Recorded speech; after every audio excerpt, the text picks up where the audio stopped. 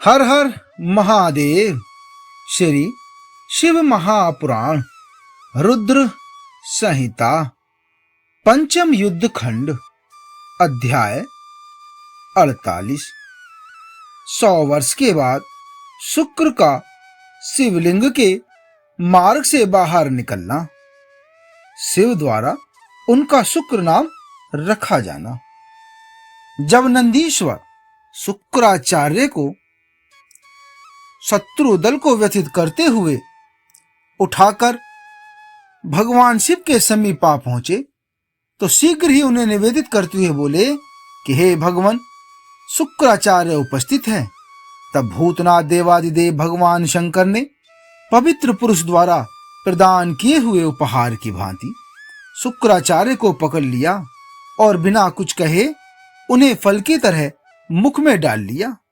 उस समय समस्त असुर उच्च स्वर से हाहाकार करने लगे। व्यास जी कहते हैं कि जब गिरजेश्वर ने शुक्राचार्य को निगल लिया तब दैत्यों की विजय की आशा जाती रही। उस समय उनकी दशा सूंड रहित गजराज, सिंहहीन सांड, मस्तक विहीन देह, अध्ययन रहित ब्राह्मण, उद्यमहीन प्राणी, भाग्यहीन के उद्यम, पति रहित स्त्री, फल वर्जित वाण, पुण्यहीनों की आयु, व्रत रहित वेदाध्ययन, एकमात्र वैभव शक्ति के बिना निष्फल हुए कर्म समूह, सूरताहीन क्षत्रिय और सत्य के बिना धर्म समुदाय की भांति शोचनीय हो गई। दैत्यों का सारा उत्साह जाता रहा। तब अंधक ने महान दुख प्रकट करते हुए अपने सूरवीरों को बहुत उत्साहित किया और कहा कि हे वीरों, जो रणांगण छोड़कर भाग जाते हैं उनकी ख्याति अपयश रूपी कालिमा से मलिन हो जाती है और उन्हें इस लोक में तथा परलोक में कहीं भी सुख नहीं मिलता। यदि पुनर्जन्म रूपी मल का अपहरण करने वाले धरा तीर्थ रण तीर्थ में अवगाहन कर लिया जाए तो अन्य तीर्थों में स्नान, दान और तप की क्या आवश्यकता है। अर्थात इनका फल रणभूमि में प्राण त्याग करने से ही प्राप्त हो जाता है। दैत्यराज के इस वचन को पूर्ण रूप से धारण करके वे दैत्य दानव रणभेरी बजाकर रणभूमि में प्रमथ गणों पर टूट पड़े और उन्हें मथने लगे। बाण, खड़ग, वज्र, सरीखे, कठोर पत्थर, भुसुंडी, भिंदीपाल, शक्ति, भाले, फरसे, खटवान, पट्टिस, त्रिशूल, लकुट और मुसलों द्वारा परस्पर प्रहार करते हुए भयंकर मारकाट मचाने लगे। इस प्रकार घमासान युद्ध हुआ। इसी बीच विनायक, स्कंद नंदी, सोमनंदी, वीर, नैगमय और महाबली, वैशाख आदि उग्र गणों ने त्रिशूल शक्ति और बाण समूह की धारावाहिक वर्षा करके अंधक को अंधा बना दिया। फिर तो प्रमथों तथा असुरों की सेनाओं में महान कोलाहल मच गया।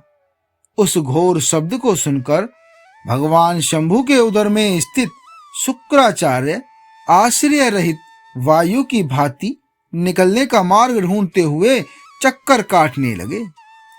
उस समय उन्हें रुद्र के उदर में पाताल सहित सातों लोक, ब्रह्मा, नारायण, इंद्र, आदित्य और अप्सराओं के विचित्र भुवन तथा वह प्रमथासुर संग्राम भी दिख पड़ा।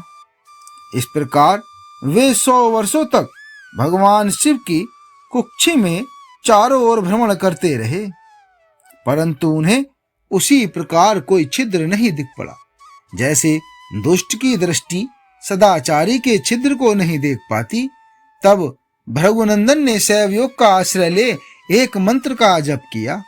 उस मंत्र के प्रभाव से वे भगवान शंभु के जठर पंजर से शुक्र रूप में लिंग मार्ग से बाहर निकले। तब उन्होंने भगवान शिव को प्रणाम किया। गौरी ने उन्हें पुत्र रूप में स्वीकार कर लिया और विघ्न रहित बना दिया। करुणासागर महेश्वर भृगुनंदन शुक्राचार्य को वीर्य के रास्ते निकला हुआ देखकर मुस्कुराते हुए बोले। महेश्वर ने कहा कि हे भृगुनंदन, तुम मेरे लिंग मार्ग से शुक्र की तरह निकले हो, इसलिए अब तुम शुक्र कहलाओगे। जाओ, अब तुम मेरे पुत्र हो गए।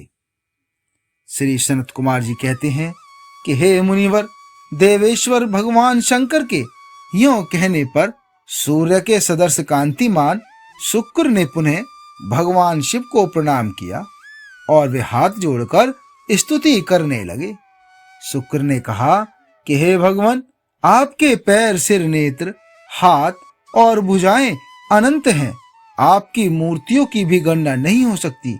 ऐसी दशा में मैं आप स्तुति की सिर झुकाकर किस प्रकार स्तुति करूं? आपकी 8 मूर्तियां बताई जाती हैं और आप अनंत मूर्ति भी हैं। आप संपूर्ण सुरों और असुरों की कामना पूर्ण करने वाले हैं।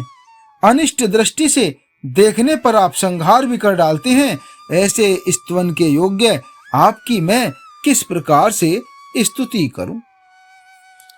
श्री सनत कुमार जी कहते हैं कि हे मुने, इस प्रकार शुक्र ने भगवान शिव की स्तुति करके उन्हें नमस्कार किया और उनकी आज्ञा से वे पुनः दानवों की सेना में प्रविष्ट हुए।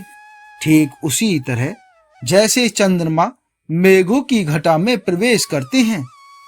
व्यास जी, इस प्रकार रणभूमि में शंकर ने जिस तरह शुक्र को निगल लिया था, वह वृत्तांत तो तुम्हें सुना दिया। अब भगवान शंभु के उदर में शुक्र ने जिस मंत्र का जप किया था, उसका अवर्णन सुनो। हे महर्षि, वह मंत्र इस प्रकार से है। आगे का अध्याय 49 में।